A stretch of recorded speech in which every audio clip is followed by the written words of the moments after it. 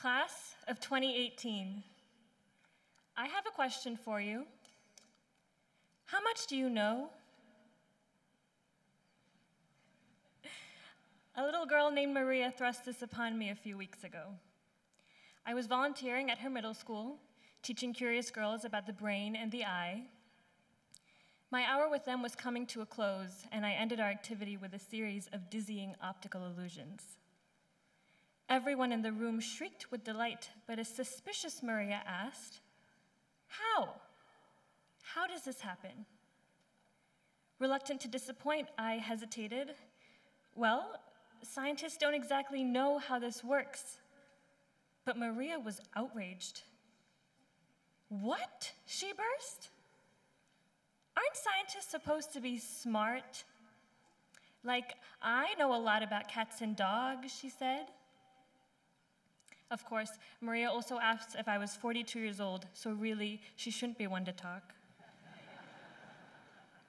But that defiant Maria put into words what I'd uncomfortably experienced over and over again throughout my Duke career. After all, didn't we all expect to walk out tomorrow smart? Didn't we think that by now we'd know? Instead, I stand before you today more aware of all that I don't know than I've ever been before. After years of neuroscience courses drilling into me the notion that neurons are the most basic unit of the nervous system, I stumbled into a philosophy class that tore that very idea to shreds, proposing instead a synapse-centered view. For those of you who have no idea what I'm talking about, that's like saying, forget words as the building blocks of language. Let's focus on the spaces between them instead. It's an entire paradigm shift.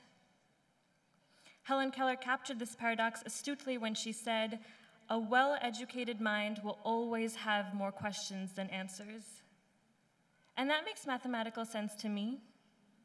Because like American chemist Sandra Greer explains, if we think of all that we do know as a small bubble within the universe, then expanding that bubble does two things. Certainly, our span of knowledge is widening, and we are becoming smarter. But what's growing exponentially faster is that bubble's surface area, the part that intersects with the unknown universe. So if we know 3 times more, we become 9 times as aware of all that we don't know. Just ask a PhD student. But class, what do we make of this? I see a lot of worried looks on parents' faces. I'm telling them they dished out a whole lot of money for us to not know stuff. Well, Duke warned us at the very, very beginning. Dean Gutentag said in our acceptance letters, "You will leave Duke exceptionally well prepared to make a difference in the world." He didn't say exceptionally knowing or exceptionally wise, just exceptionally prepared. So wipe away the worry, because while we may not know today how optical illusions work the way they do, we have been rigorously prepared to find out tomorrow. We may not yet know how to think about the mind, but our minds will leave here abundantly furnished to continue the search. Now, you might think that all this talk of being ready and not knowing leaves us spineless skeptics, but let me be very clear, we are not without our backbones. When dissenting opinions arise, we take peacefully to Allen and we build coalitions. When progress is sought, we fight with power, but more powerfully, satiate with compromise, so that when 50 voices cannot be broadcast to the world, we subscribe to 500 ringing in unison on the steps of the chapel. When someone tries to argue the merits of any other blue, however, there will never be tolerance.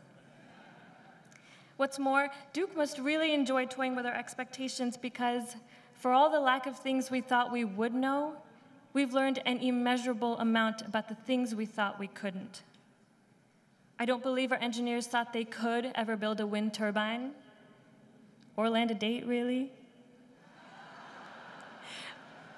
We never thought we could write that thesis, didn't know we could crush that interview.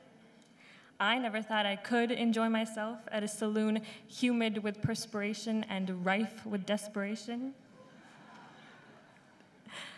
More importantly, a nomadic childhood and the fleeting relationships that resulted left me convinced that I could never know of friendship.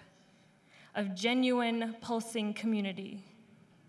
And then I drove around the East Campus bus circle, and a horde of kind minions began carrying all my furniture up to the second floor of Jarvis that first hot afternoon in August when all of this began. And ever since, this community is all I have seen. In the hot tea that circulated Kville during the flu epidemic of 2018, and the Nutella crepes after the worst of breakups. In the flunches and study groups, the RAs, GRs, and tireless TAs. In that most perfect of first kisses hidden in the green of the Duke Gardens. As I put all these thoughts to words, I'm realizing we've been the victim of a head fake, the second kind. Randy Pausch introduces this concept in his book, The Last Lecture, and says it's where you teach someone something by having them think they're learning something else. Well, I think it's safe to say Duke is a sly head fake specialist. All this while we thought we were learning about English and biology, and instead we've come out with 2 lessons that make learning anything possible. First, the humility that comes with the unending awareness of all that we do not know. And second, the ability to trust and give, for all that we will ever know will come from our community and its collective chest of knowledge. So I'll ask you again, class of 2018, how much do we know? Well, our fellow Duke graduates are silent pioneers and deafening cheerleaders. It has been the honor of my life to know them. Our professors and mentors are the giants upon whose shoulders we stand today. Our friends make knowing worth something. Our families show us that anything worth knowing lives in their hugs and their blessings.